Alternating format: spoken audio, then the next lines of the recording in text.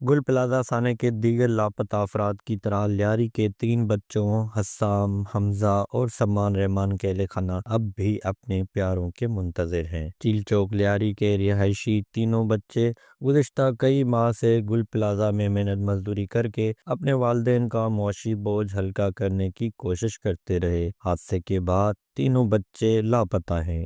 بچوں کے اہل خانہ نے حکام کو ڈی این اے کے نمونے دے دیے ہیں، مگر اب تک ان کا کچھ پتہ نہیں چلا۔ یہ ہمارے بچے ہیں، ہمارے کزن ہیں، 3 ہیں، حسام ہے جس میں، اور دوسرا سلمان ہے، اور حمزہ علی ہے۔ یہ 5 مہینے سے کام کر رہے گل پلازہ میں۔ تو یہاں جب آگ لگی ہے ابھی ہفتے کی رات سے 2-3 دن ہوئے، تو آگ تو بڑا گرا تھا، اس کو قابو پا لیا گیا ہے۔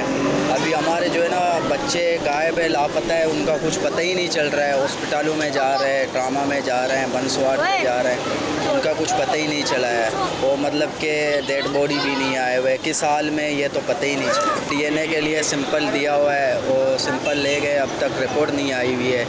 یہ یہیں محلے کے بچے ہیں، کرائے کے گھر پہ رہتے ہیں۔ یہ چھوٹے چھوٹے بچے جتنے گول پلازہ میں کام کرتے تھے، قریب کوئی بچ کے نکل گئے، کوئی وہیں پھنس گئے، دکانوں کے شٹروں کے اندر پھنس گئے، کوئی بہت بندے تھے ماشاء اللہ۔ یہ 3 یہاں کے اور عثمان آباد کے بی بی بیکری کے والے سائڈ کے بچے ہیں، ہمارا سمرو گلی کے بچے ہیں، بہت بچے لاپتہ ہیں ابھی تک۔ پولیس سرجن ڈاکٹر سمیہ کے مطابق اب تک 50 فیملیز کے ڈی این اے لیے جا چکے ہیں، جبکہ 28 لاشوں میں سے 11 کی شناخت ہو چکی ہے۔ باقی دیگر لاشوں کی شناخت کا سلسلہ اب بھی جاری ہے۔ کیمرہ ٹیم کے ساتھ جواد علی، وش نیوز، کراچی۔